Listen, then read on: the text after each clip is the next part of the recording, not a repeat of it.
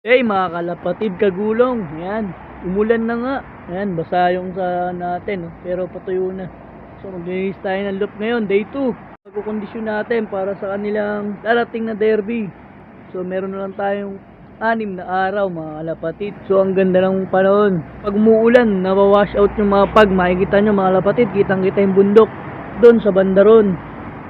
Nakatanaw yung bundok mga kalapatid, no? Kapag ganyan umuulan, nawawash out yung pag. So, lumiliwanag yung daan.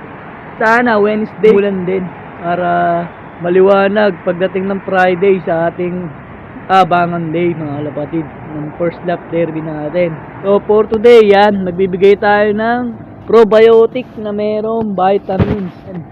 3-in-1 na to mga kalapatid. Probiotic, calcium at vitamins na to mga kalapatid, pambigay natin sa kanila. Maglilinis muna tayo ng loop, tsaka tayo magbibigay ng vitamins mga kalapatid.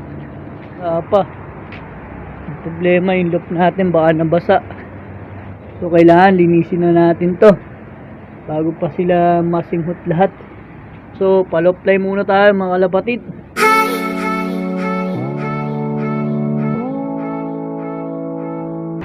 So ayan yung mga barata birds natin mga kalapatid. Raging na sila. Ayan, ganda kagad ng angat nila. So day 2 na tayo. Sana may kondisyon natin at may prepare natin sila ng maayos para sa derby sa Friday mga kalapatid. Ngayon nga ay araw ng linggo mga kagulong kalapatid. Sana tayo gumulong kaagad sa first lap derby pa lang. Yan, ayos. Ganda naman yung kondisyon ng mga ibon natin mga kalapatid. Kahapon nga ay nag-flashing tayo. Ngayon naman magbibigay tayo ng probiotic, calcium at vitamins.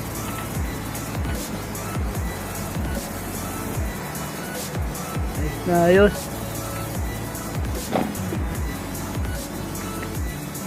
So maglinis na tayo ng loop mga kalapatid. Let's go!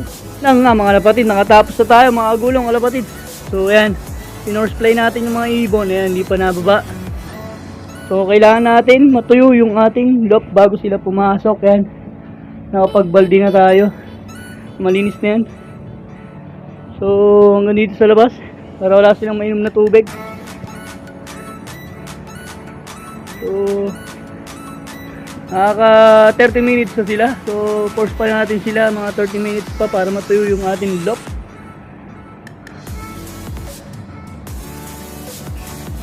Kailangan nating i-force to mga to para yan, dadayo pa sila mga kalapatid. So ayun, nakaka 30 minutes na sila. So force pa natin sila mga 30 minutes pa para matuyo yung ating loop. Kailangan nating i-force to mga to para yan, dadayo pa sila mga kalapatid. So ayun, habang nagre-raging yung mga ibon natin mga kalapatid, i-ready na natin yung kanilang probiotic with vitamins. Yan mga kalapatid. So hindi pa natin sila pwedeng pababayan. Hindi pa tuyo yung loop, yung saig ng loop nila, kaya kailangan force play pa uli. Hindi muna natin sila kailangan pababayan kasi ito yung pambugaw natin, magic tambo. Yan, pad. Mga 1 hour pwede na yan.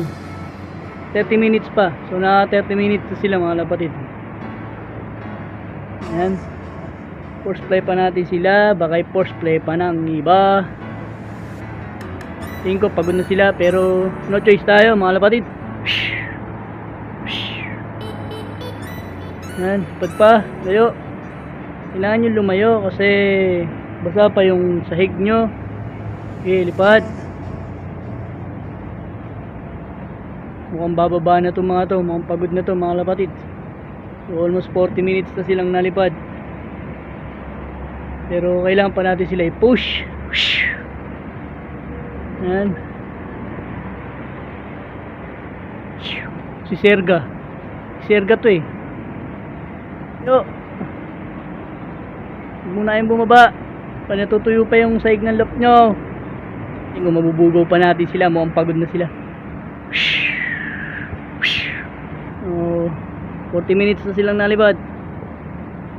Pero pupush pa natin yan mga lapatid. Hindi pa pwede bumaba.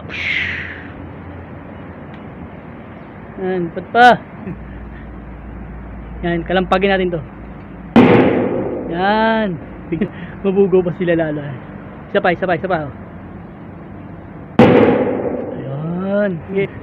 Na mabilis naman matuyo yung mga saig na yan mga lapatid. But ayan pa rin yung mga barata natin. Nalipat pa rin sila mga lapatid. Yan.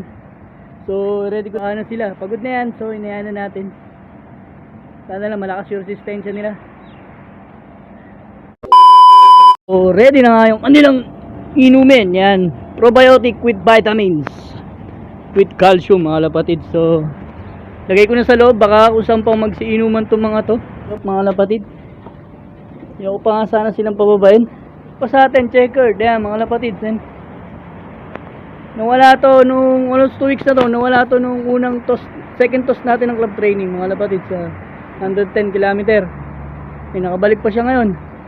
So si Paborito hindi na talaga nakabalik mga lapatid. Nakabalik pa to. Kaso sana makarecover pa siya kasi Biyernes derby na.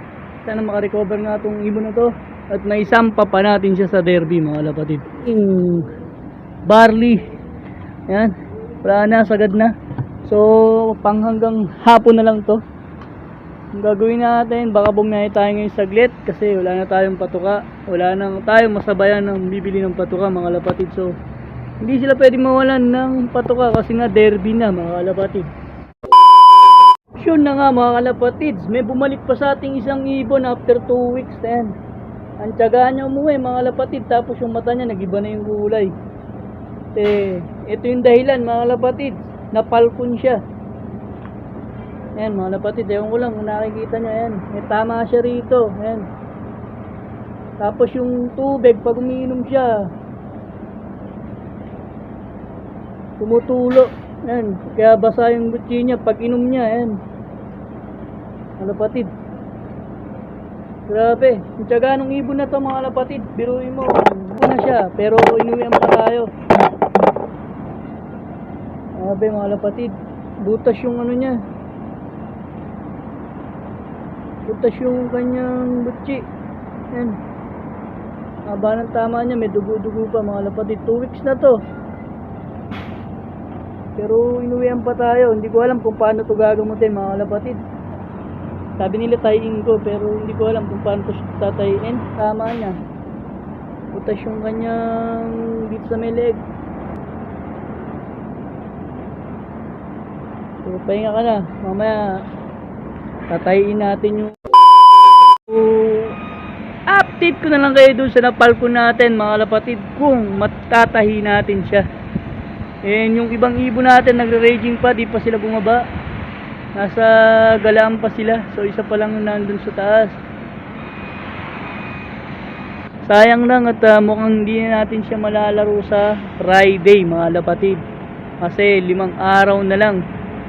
So may 4 na araw na lang para makarecover siya. So tingin ko hindi nakakayanin mga lapatid. Sayang naman, mga panginayang mga lapatid, napakatyaga ng ibon. Diba mga lapatid, ang layo. So sila yun, yung nata sa building.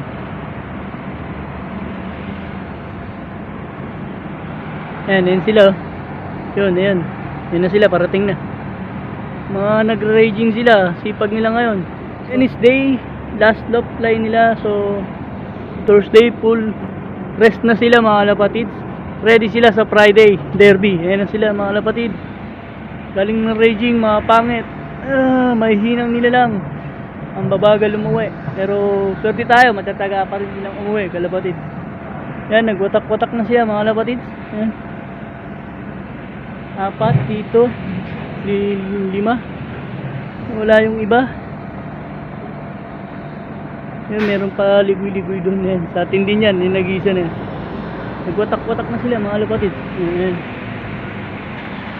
So iba, nagre-raging pa. Ayan, sa atin din yan. Ayan mga lapatid, sa atin din yan. So galing din sila sa raging.